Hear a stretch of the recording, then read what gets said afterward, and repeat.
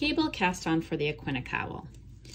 Primarily an aesthetic choice, because if you look at the Aquinnah Cowl, what you'll see is a lot of this idea of like a flow, like a water with a single ply yarn that has the twisted rib with the flow, the 2-color honeycomb that again has that nice look to it, and the traveling rhombus lace at the top.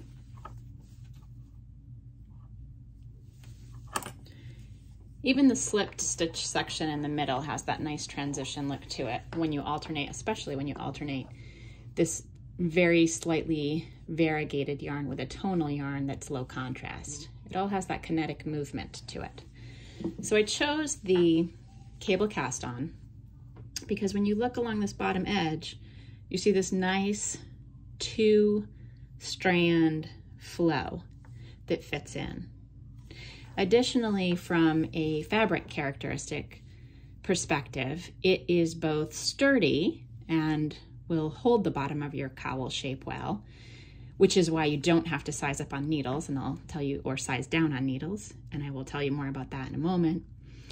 And yet it's also stretchy enough for the bottom of a funnel necked shape cowl.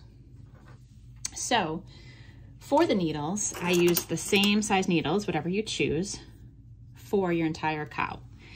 Cast on, bind off, ribbing, and knitting the entire cowl. There are other things that you can do.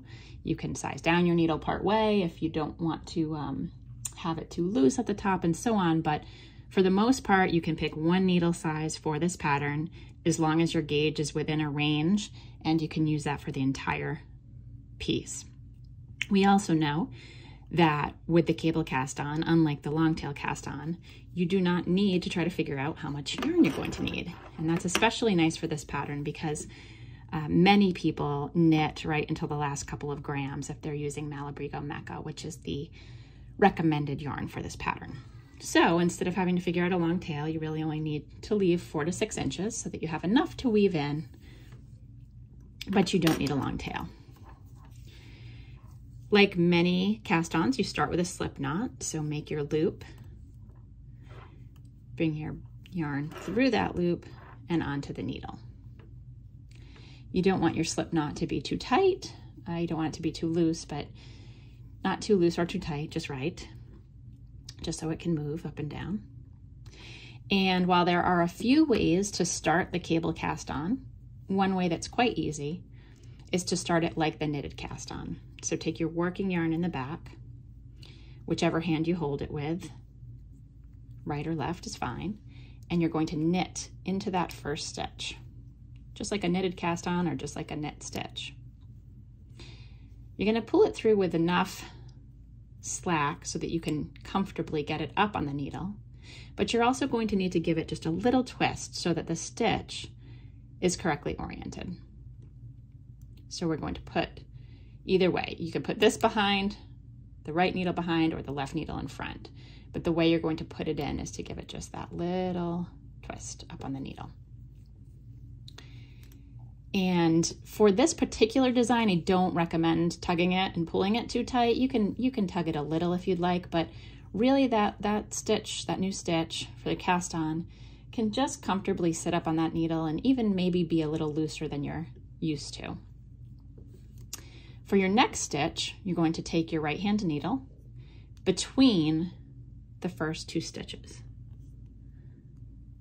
You're going to go needle to needle, knit it, pull it through, and it's okay to work it on the tip of the needle if you need to, and pull it all the way through those 2 stitches. And again, what's very important is to give yourself enough working yarn here. So when you go up and put it on your needle, you're not fighting with your yarn. It's not too hard.